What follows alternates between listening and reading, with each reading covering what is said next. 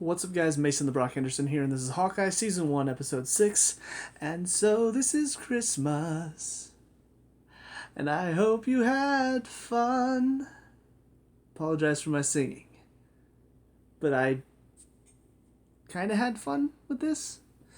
I'll be honest, it really feels like with a lot of these Disney Plus shows, my enjoyment of it really comes down to the ending.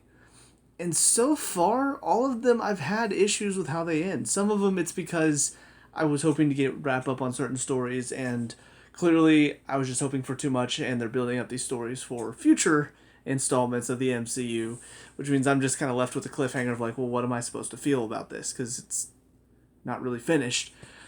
This one, again, there were parts I enjoyed, but a lot of it I'm just kind of like, you didn't really stick the ending for me. So first of all, let me talk about the biggest point of controversy that I think a lot of people are probably going to be pissed about. They're going to... I mean, they kind of left it vague, but based on this ending, I can imagine a lot of people are going to be pissed. Obviously, spoilers if you've already gotten here and for some reason you don't think this is a spoiler review. Yeah, Kingpin. Obviously, showed up in the last episode working with Eleanor. Interesting. We see the conversation between him and her at the beginning, and I like seeing him in it. I like seeing him back. It's cool to see Vincent D'Onofrio reprise this role because he's such a good Kingpin. So then they kill him off at the end, supposedly. Really? I mean, a lot of people are wanting these Netflix characters to show up. And obviously, already talk about Daredevil returning, Charlie Cox getting his role of Matt Murdock back. We would like to see a lot of them return. Kristen Ritter as Jessica Jones was awesome. God, what's his name that plays Luke Cage? I know it, and I've forgotten it. God. The problem is because I just watched Jessica Jones, I remember Kristen Ritter, and Charlie Cox is just a name I knew. But Luke Cage I've not watched in a while, and I don't remember his name now. Dang it. But love to see him come back as Luke Cage, because he was an awesome Luke Cage. Kingpin. Kingpin's an awesome villain. He's a great villain to have. So why in the world would you bring him back for one episode just to kill him? I'm glad they did leave it vague, so that way they can bring him back if they want to. But based on what they're showing us here, they're implying that he died, that Maya came up and killed him. Why? Why would you do that? It's like if... No, I'm not going to use that. It's kind of spoilery. I'm trying to think of a good example of like something everybody wanted and then just taking it away. It would be like an Endgame, right? Obviously, everybody wants to see people return. They want to see Captain America use Thor's hammer at some point. So it would be like that, right? Mjolnir flies, hits Thanos, and it looks like it's heading toward Captain America. And everybody's just like, oh, and then it like goes over his head and flies. And like, I don't know, for some reason, Thor's mom is there and she's holding it. Something like that. People will be like, no, that's not what I wanted to see. I wanted to see Captain America hold the hammer. That's how I feel about this. We didn't want to see Kingpin show up for one episode in Hawkeye and then just get shot at the end of it. That's not what we wanted. That's not what anybody wanted.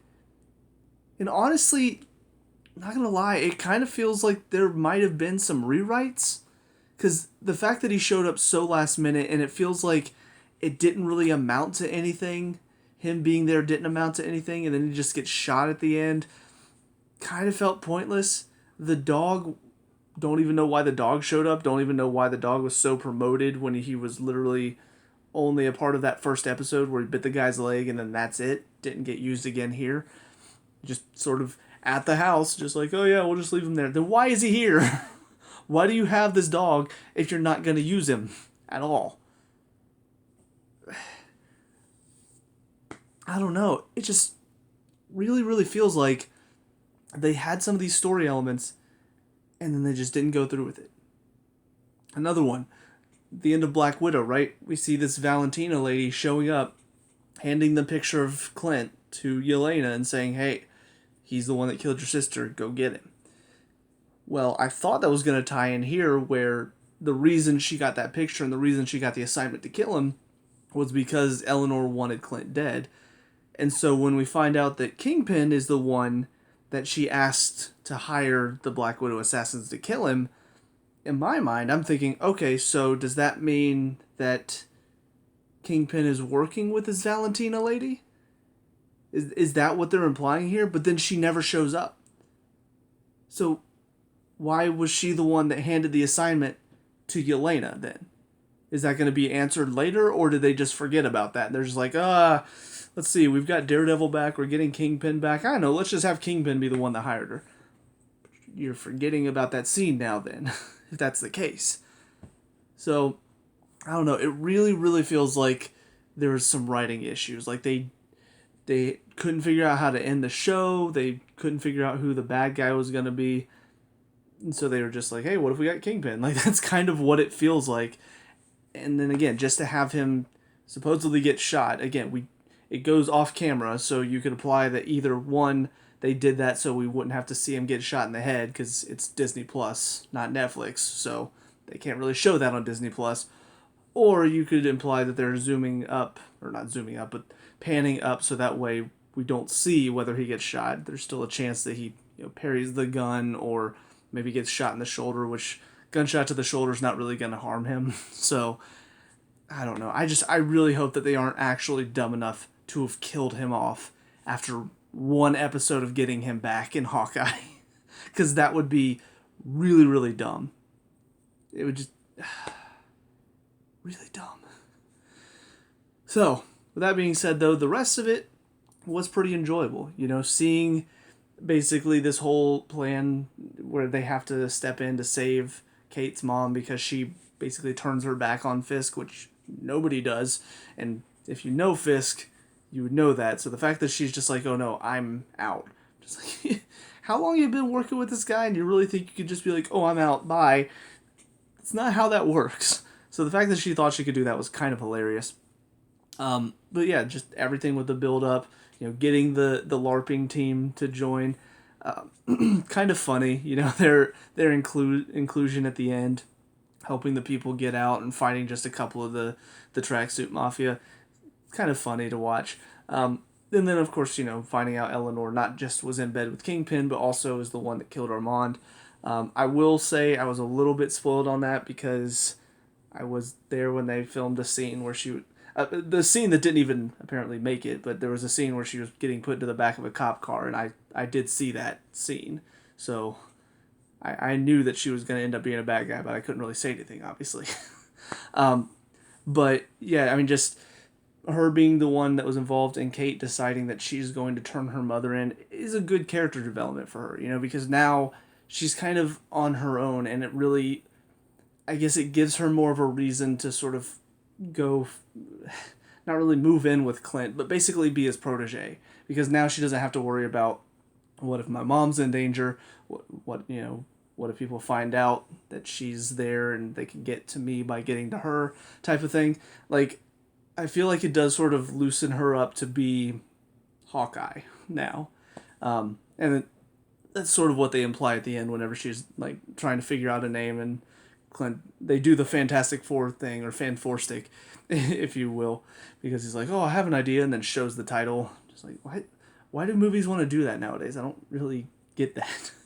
But yeah, so her taking on the mantle of Hawkeye, it is something that will probably be happening here soon, whether it's because he just decides he's done, or if there's another reason, I don't know. I guess we'll see in future movies what happens with him. But I feel like when all is said and done, Kate Bishop, is she ready to be an Avenger? Not quite, but she's showing that she has the ability to learn. She does have good fighting abilities and good bow and arrow abilities. Her fight with Kingpin was pretty enjoyable. I like the fact that she didn't just beat him. It took some ingenuity on her part. It took some clever thinking and a little bit of luck as well, because he did break all these bows or all these arrows and just leave them at his feet. So she was able to use the little coin trick to blow him up. I like the fact that that's how she won. It wasn't that she was just better than him, because she shouldn't be. You know, he is super powerful. He is a good fighter. He would not get beat by just Kate Bishop at this point in her career as Hawkeye. So I'm glad that it was a difficult fight for her to get through. And then, of course, everything with Clint and Yelena in this episode was really good. You know, just I did enjoy the scenes with her and Kate. Kate's trying to stop her. Really funny. You know, she's just, anytime she was on the screen, I was just loving it. You know, the scene with her and Kate in the last episode was really enjoyable. So I really hope that we see a lot more of Yelena going forward, because she's really, really funny. And I don't know, I just, anytime she's on screen, I'm invested, and I'm most of the time laughing because her deliveries are really, really great. But the scene between her and Clint at the end was really fantastic as well. Good emotion. You could really feel the plight, because she wants to kill him, but she wants to get the truth out of him first. She wants to hear him say it, but of course he's telling the truth. She just doesn't believe it's the truth at the moment. So it was nice to hear him sort of, I guess, convince her by revealing how much she meant to him and how much they shared. So it was a really nice moment. Hang on one second. Something in the back of my throat bothering me. And then aside from that, I'm trying to remember what else it was. God, it's still there. There was something else. Oh, Jack. We do see him a little bit in this as well. Of course, he got arrested in the last episode, but manages to get out. Of course, we find out that he was being framed by Eleanor. So, yeah, just gets out and then shows up just in the nick of time to help with his sword fighting skills. So, I don't know, it's kind of funny. I don't know if he's going to start helping with this LARPing team, because it sounds like they want to start doing some more heroic stuff, and his skill with the swords would really help them. So, I don't know. I think I heard that this was supposed to be something like a team of just civilians that are, you know, I guess policemen and firefighters and stuff like that, like basically teaming up to take on crime as vigilantes. I feel like I heard that this is a thing. I don't know if Jack joins the team or not, but I don't know. I would not be interested in watching a show about them, but they could be funny side characters for future installments. You know, just somebody shows up to, like, Falcon, well, now Captain America shows up to fight, and they're just there, like, helping him. It's just like, who are you? So I don't know if that's going to be a thing, but that was kind of funny as well. Maya, this was the other thing. I remember there was one more thing. I was like, what is it? One other thing that just kind of puts me in the idea of, it feels like there were rewrites, like they didn't have an idea. So, of course, you know, something that Hawkeye brought up is the idea that her boss, which is Kingpin, is the one that got her father killed. And he had an informant, which was Kazi. So, all in all, that apparently is true. We never find out why. We never find out what happened with that. Did Kingpin actually set it up? Was it Kazi is the one that just wanted the power, wanted to be in charge, so he had her father killed, like lied to Kingpin?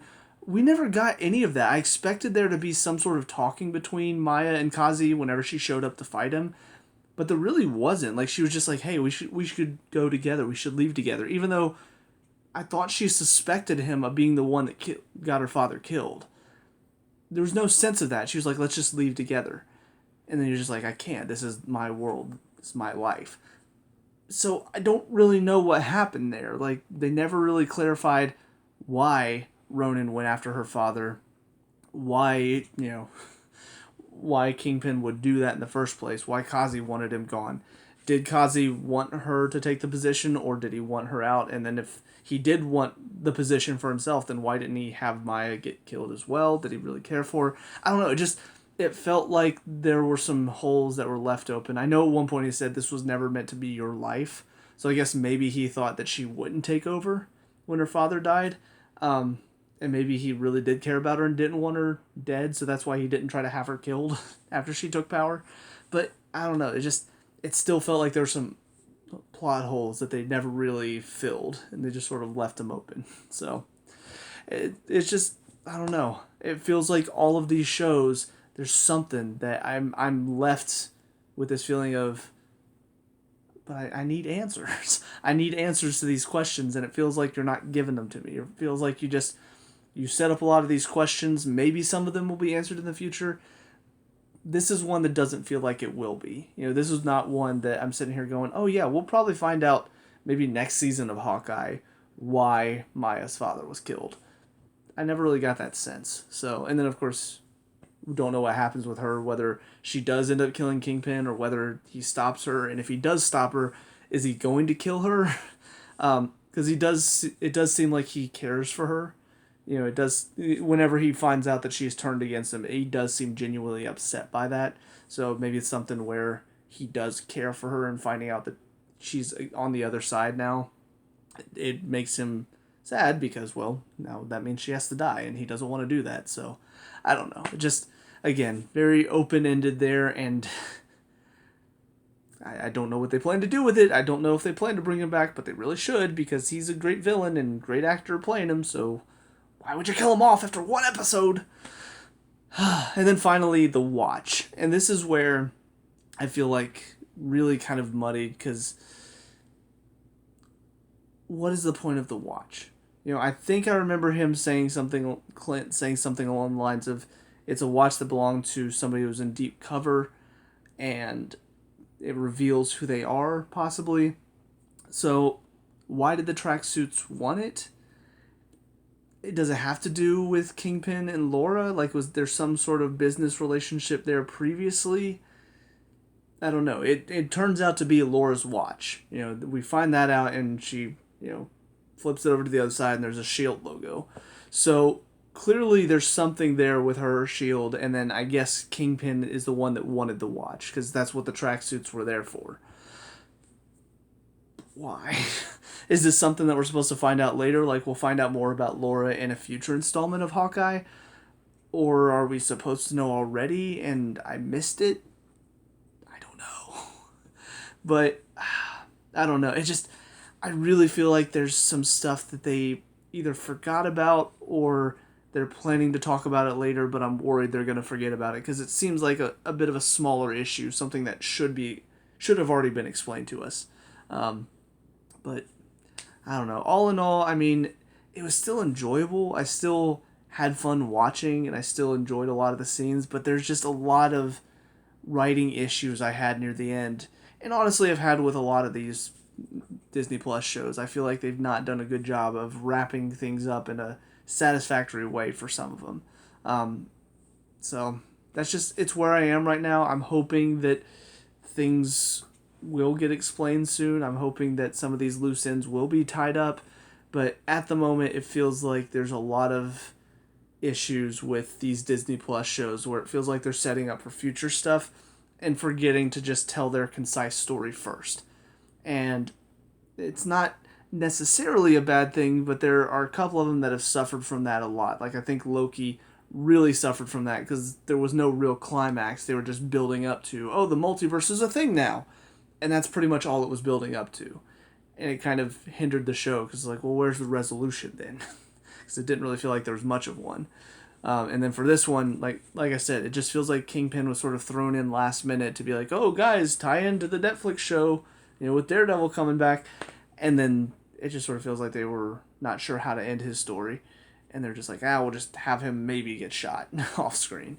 One final thing. I think I've been having a chance to think about it a little bit. I really feel like the best way to have ended that is for them to walk in, he's gone, and then show him running away, from the police, and then that's when Valentina pulls up. She's like, get in. That would have been a nice little wrap up for him, because we see they are working together. She is the one that he had contact Yelena to get Clint out of the way. So the fact that that's not how it ended that's why I do feel like he was sort of an afterthought in this show.